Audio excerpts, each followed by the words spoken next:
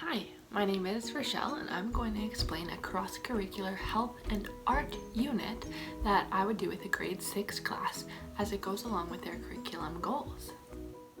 The health goal is to analyze the factors that influence the development of personal standards and identity and determine the impact on healthy decision making. The art goals talk about how creating visual artworks express ideas about identity and how it is influenced, and how we can investigate and use multiple art forms to express these ideas. I thought this fit in great with grade 6, but it can be adapted to be used with multiple different grade levels as well. You will need magazines, printer paper and pencils, cardstock paper, household or outdoor materials of choice such as screws, sticks, string, cardboard, or whatever the student would like, as well as a hot glue gun or white glue. Before we begin the art portion of the unit, we'll be discussing how media can influence students and how their personal standards and identity can be impacted by what they see.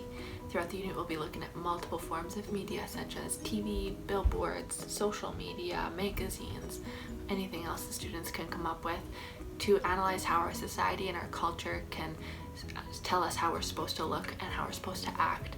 Students will be reflecting throughout the unit on their identities and how it's impacted by what they see in the media.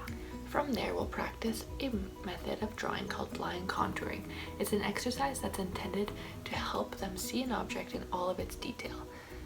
This is where the student will fix their eyes on the object and then track the edges with their eyes while simultaneously drawing with a continuous line without lifting their pencil.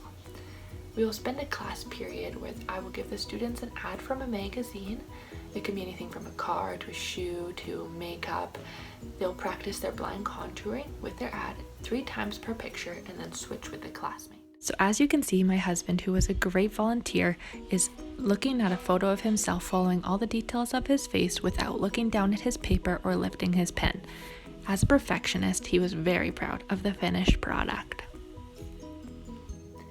In the next class period, I will give each student a photo of themselves and they will practice blind contouring with their picture, just like you saw my husband do. During the class period, I will challenge them to start in different places, maybe at their mouth or their eyes or their hair, and then I'll keep challenging them to add more detail. They'll do this multiple times throughout the class. By the end, they will have multiple pictures and they can choose whichever one they want for their final product. They can choose a more Picasso one that they maybe had at the beginning, or they can have a practiced one where maybe they're starting to get it to look a bit more like themselves. On the third class period, we will use 8.5 by 11 cardstock paper to recreate their blind contour self-portrait. They will use materials that they connect with. They can bring stuff from home, or I'll have a selection of stuff that they can use as well.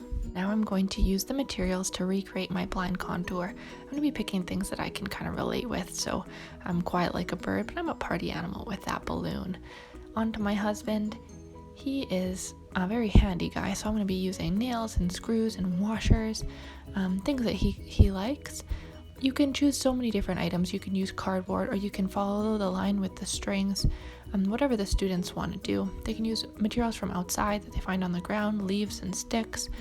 What a cute blind contour couple. Some examples of final projects using magazines, string, or even cardboard, easy materials to collect that you can use for this project. The last thing the students will do is give their piece a title. They'll make a write-up for it about distorted media, and then reflect on what would happen if an image like this was in the media, as well as what would it be advertising. I hope this art project, as well as its connection to health, creates a great conversation in your class. I believe that art should mean something, and I think that this could really have great conversation. Anyway, thank you for watching. Bye-bye!